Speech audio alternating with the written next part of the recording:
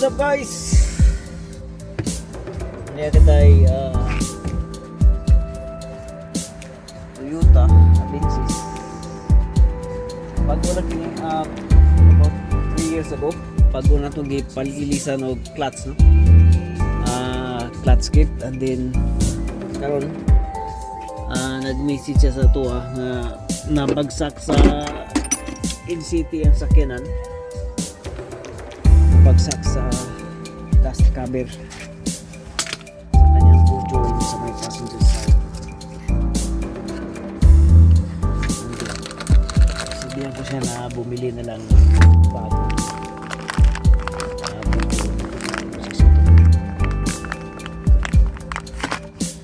So obviously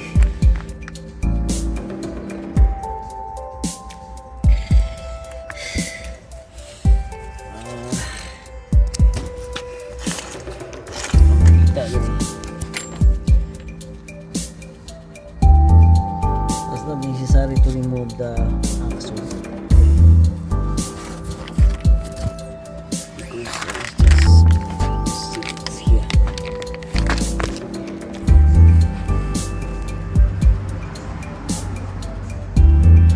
Muna sa cutter pin guys, so ang target ato ya muna sa cutter pin. Sana natanggal natin yung cutter pin, walang problema. Sa garan kasi nitong pagka may mga cutter pin, rusty yung cutter pin, and then mag-seize yung cutter pin, and then it's very very hard to get out. So anyway, we'll just do our best here to remove that bolt out, joint out. So makita nyo guys, the cutter pin is nakalubog talaga, no? Kita mo dito, ayan, kalubog talaga. So ito kalubog siya. Ayan, mamit tayo ng vice grip maliit. Okay, patama po stay strong, ating vice grip maliit. Ating pupupin natin dito slowly. Hopefully we'll get that out. Because hindi natin matanggal yan is ikakating natin yung bolt, yung kanyang nut para matanggal. But hopefully hindi tayo hahantong yan. Kailangan sa maaring malumanay na paraan tanggal ito dito. Yan. Okay. Parang umusog siya. Yan. So,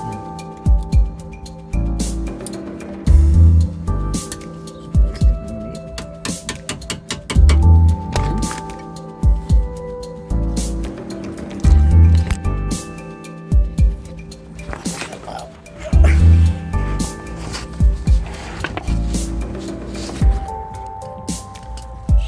Ano? Yes. Okay. Maganda siya. There's no need to remove this. No need to remove. No need to remove. It's just the bolt joint itself. Ganun na. Put this off.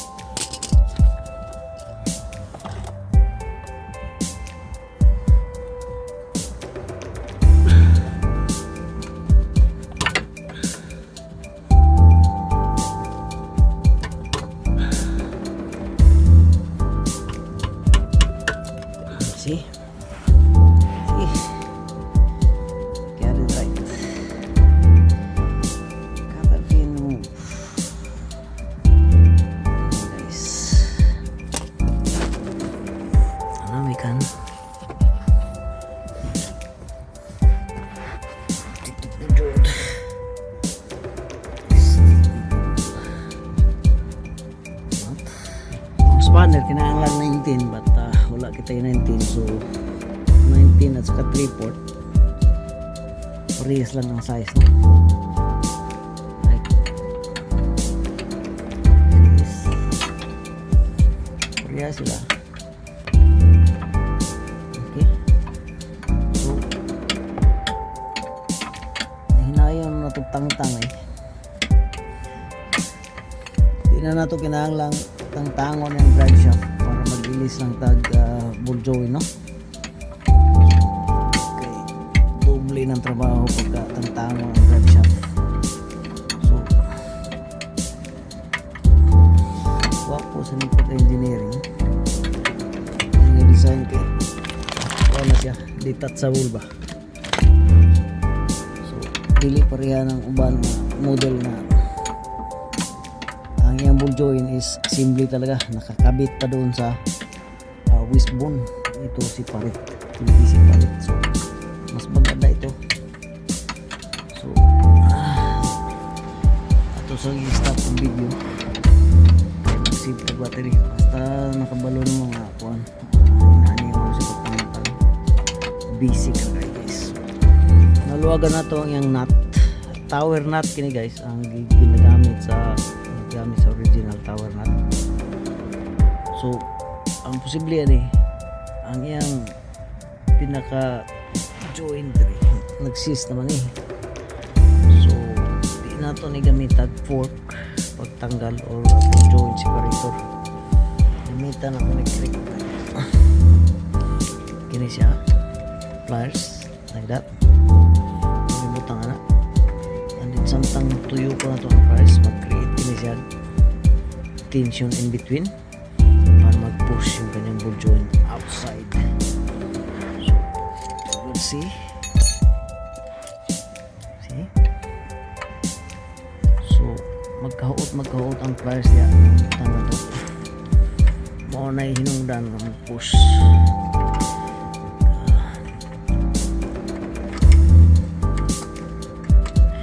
Iko lang ninyo nga dili madaot ang ring gear sa ABS na palayo ng circuit banda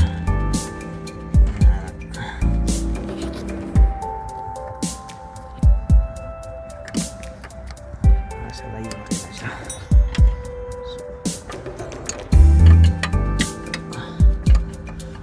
tama lang siya kung magugulo siya.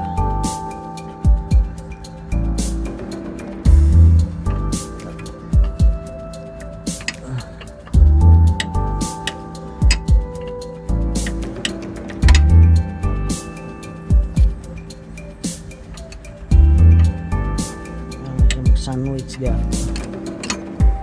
matang-tang yan. Sandwich sa silat.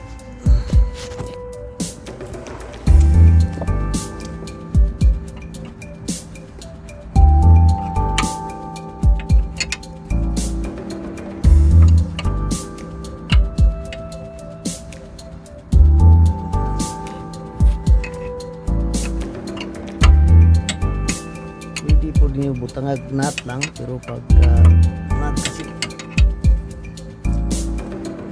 ano na siya, so ito lang baliktad rin natin yung pliers paglagay.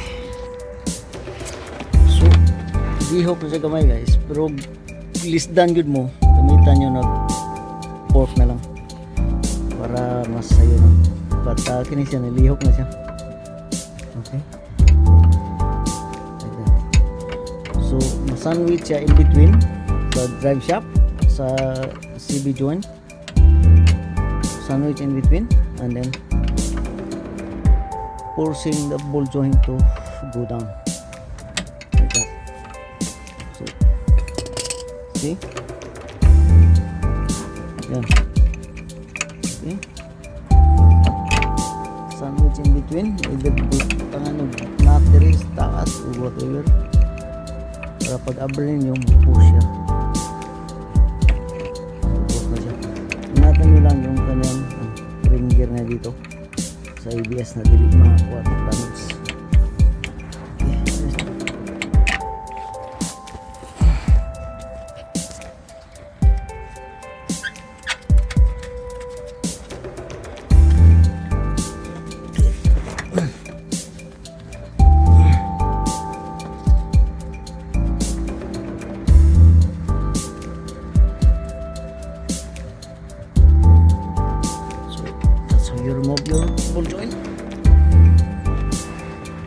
Ano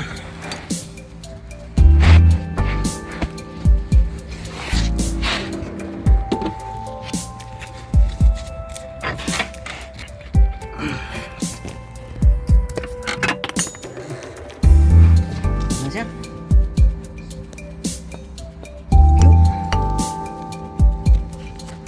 Bago it comes to the bolts, new bolts and nuts.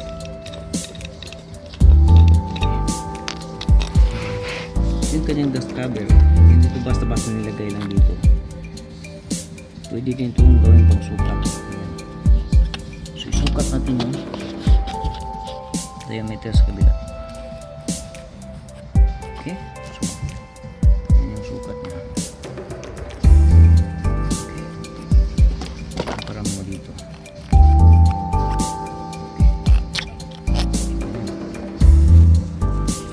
So ang bago nga ball joint ka na abot is gi-upgrade lang size, no? This is 22 now. So from 19 mil ilang patas ang size, like gawa gihimo na lang 22. Okay, so ito na ginahinayag subot karon.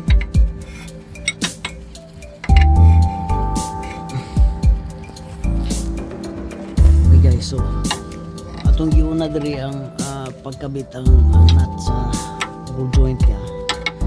Wala lang nato okay, para di siya mag-create of tension in between, no? So ini atong priority diri yung sa taas. Okay, mabugot ko na siya.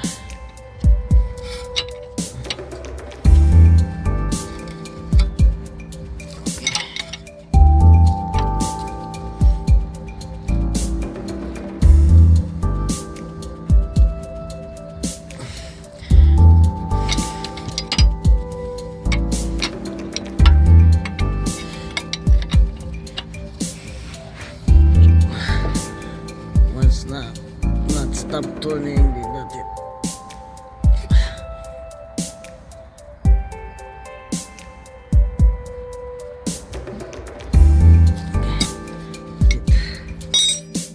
Ayan na natulutan dali. So tumaning na nakahantay pa siya. Hantay. Okay, so 22.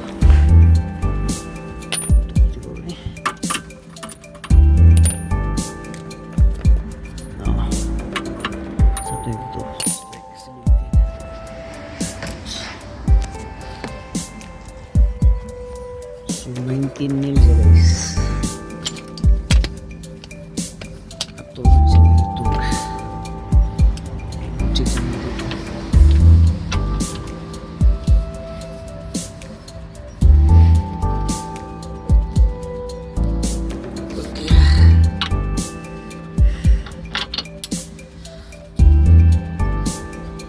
Okay. Okay. It.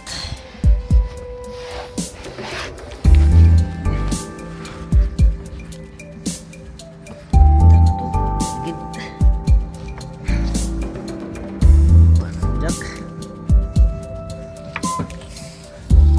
Para sa mga Toyota, ito yung jacking point. Pwede din to. Ito yung mga sa towing rope niya. Hook sa towing rope.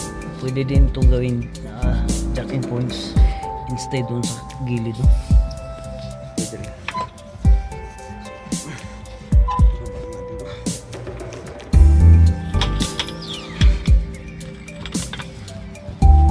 And again, pagka magtanggal tayo ng gulong, you always do retorque. Like this is 130 Newton meter. Always do the retorque.